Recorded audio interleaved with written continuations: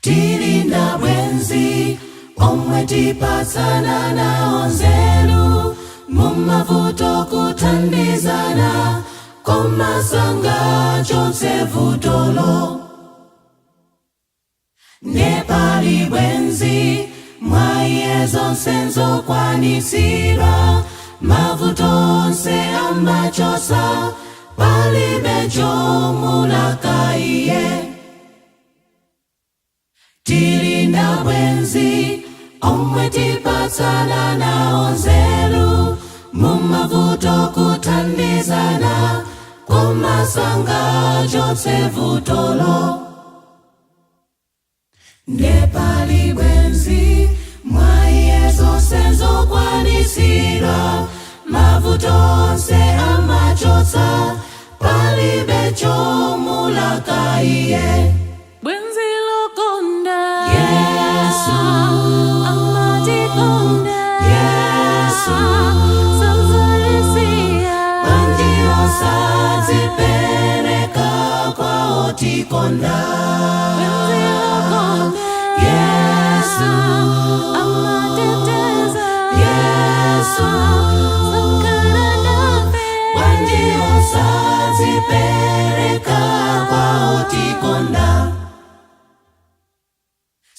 Samalambale omwe uwayesa bwenzi amabwera ngati nkhosa amsangala ndi othandiza.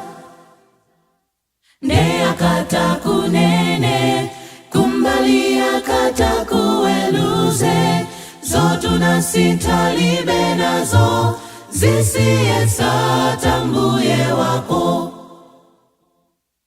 Samalambale omwe uwayesa bwenzi amabwera ngati nkhosa amsangala ndi othandiza.